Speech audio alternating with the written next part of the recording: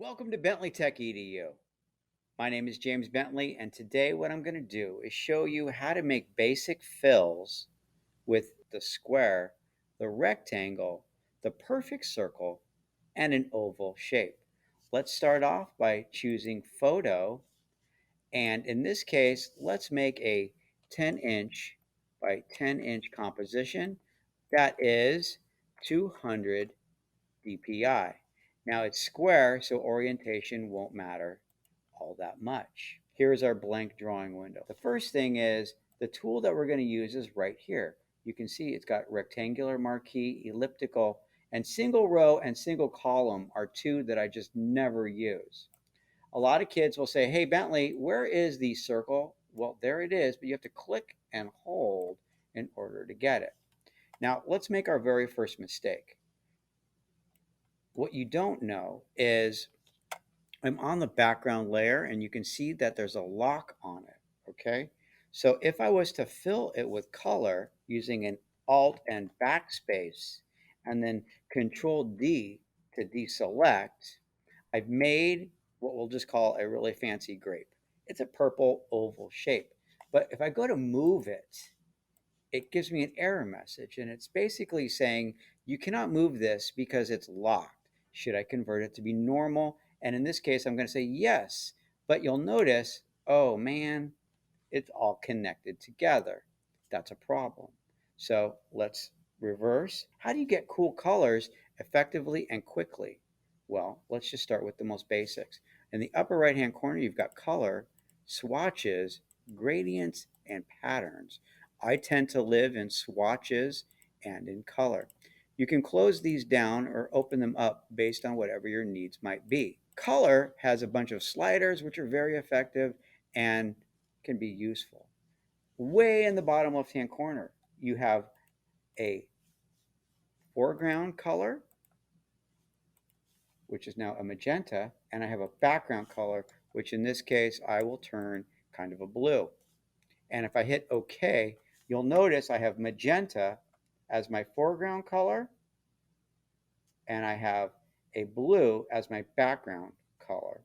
Let's do a quick review of how you can fill things quickly. Check this out. I go in my drawing window and I hit Alt Backspace and it goes magenta. If I hit Control Backspace, you'll see it goes blue. It's in direct relationship to the colors over here. So the foreground color is Alt Backspace and the background color is Control Backspace. And it doesn't matter if I change the color to be like a banana, it's still Alt Backspace, and in this case it's still blue. It's kind of a purpley blue, but there you go. That's how we do it. Something a lot of kids don't quite understand is the whole black and white button right there, and you can flip them to get a pure black and white. Alt Backspace will give me black, and Control Backspace will give you the white. Let's get started. Make a new layer is down at the bottom corner, the square with a little plus. Make a new layer. You can see it's right here. It's got a checkerboard. I'm going to maintain my circle. I'm going to grab it. And let's just start by making a basic oval shape. Let's give it a color, like we'll call it a banana color. I hit Alt Backspace and Control D to deselect, and I've got something that's working for me. Next, I'm going to make another new layer. This time I'm going to select a perfect circle by holding the Shift button. Here we go. I take my finger off Shift, and you can see it's an oval. All right, it's an oval. But if I press Shift, pow, it automatically goes to a perfect circle. I'm going to release the Shift, and it maintains. Let me get a reddish color. Let's go to my swatches and get a pure red. Alt Backspace to fill. Let me show you a very common mistake.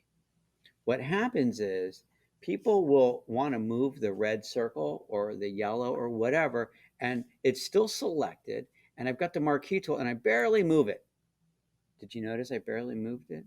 Then what they do is they get the move tool and then they move it, leaving behind some kind of strange halo or piece. don't worry about it. Obviously, you just go back into history and you can now just hit Control D, deselect, and now you can move it without any problems. Okay, that is the most basics on that. I think we got to make a rectangle. Let's try it. I'm going to make a rectangle. There it is, my rectangular marquee tool. I make a rectangle. Heck, you know what? Let's just try something a little bit more fun. Let's make it a large green shape.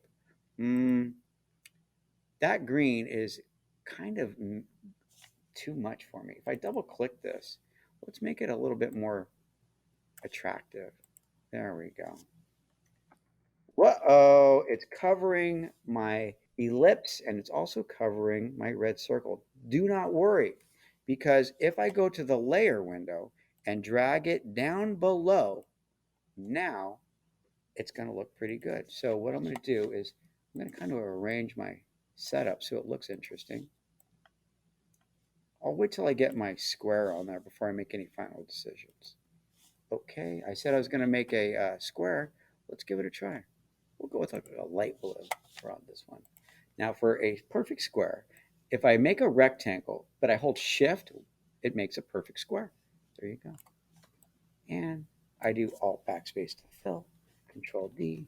As you can see, my setup is a little bit noisy, a little bit too much, but I think that everybody kind of got the basics on how this would all work.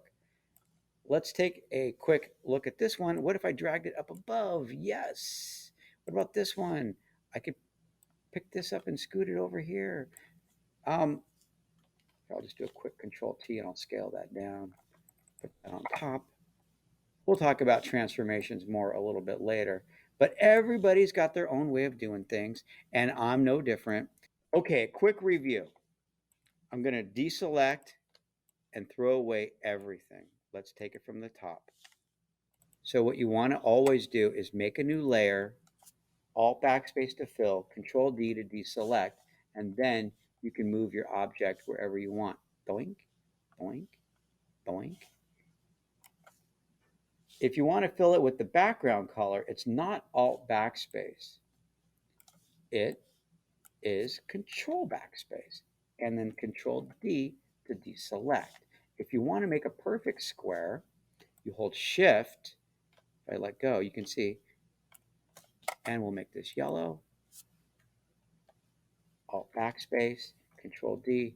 Now we do have a problem, and that is that all of them are all on the same layer, which could be kind of a problem, but we have ways of getting around that, which I will show you in a future video.